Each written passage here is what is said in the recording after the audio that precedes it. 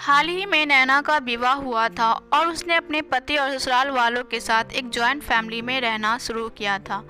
कुछ दिनों के बाद उसे पता चला कि वह अपनी सास के साथ नहीं रह सकती।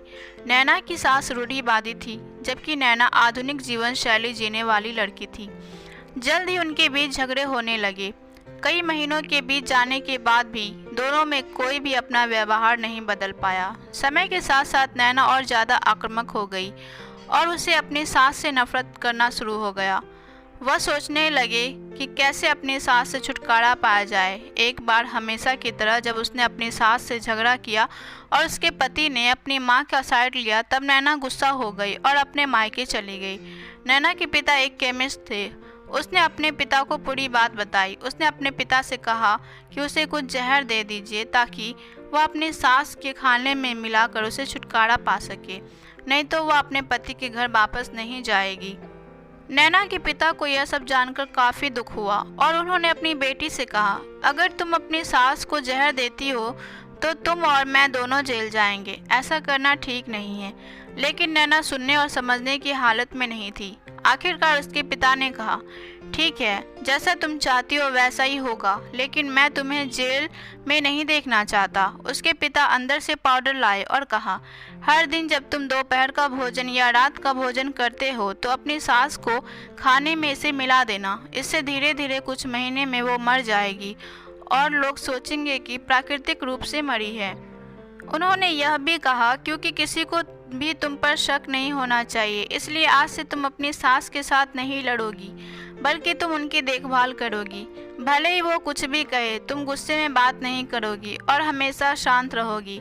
नैना सहमत हो गई और अपने ससुराल वापस आ गई और अपने पिता की सलाह के अनुसार उसने अपनी सास के खाने में पाउडर मिक्स करना शुरू कर दिया और बड़े ही प्यार के साथ बात करना शुरू कर दिया। समय बीतने के साथ साथ नैना की सास का नेचर भी बदलना शुरू हो गया, क्योंकि नैना अब अपनी सास की बहुत देखभाल करने लगी थी। इसलिए उसकी सास भी उसके प्रति विनम्र होने लगी और प्यार से बात करने लगी। 5 महीने बीत गए और नैना खाने में पाउडर मिक्स कर रही थी, लेकिन अब घर का वातावरण बदल गया। कोई झगड़े नहीं थे, दोनों एक दूसरे की तारीफ करते। अब ऐसा लगता था मानो दोनों का रिश्ता माँ और बेटी का रिश्ता हो गया। अब नैना को चिंता होने लगी कि पाउडर की वजह से उसकी सास जल्दी मर सकती है। वह अपने पिता के घर गई और उनसे कहा, पिताजी, कृपया मुझे उस जहरीले पाउडर के प्रभाव को ठीक करने के लिए इलाज बताइए। मैं अपनी सास को खोना नहीं चाहती। वह मेरी माँ की तरह है और मैं उससे बहुत प्यार करती हूँ। उसके पिता मुस्कुराए और कहा, कौन सा जहर? मैंने तुम्हें बस एक स्वीटनर दिया था।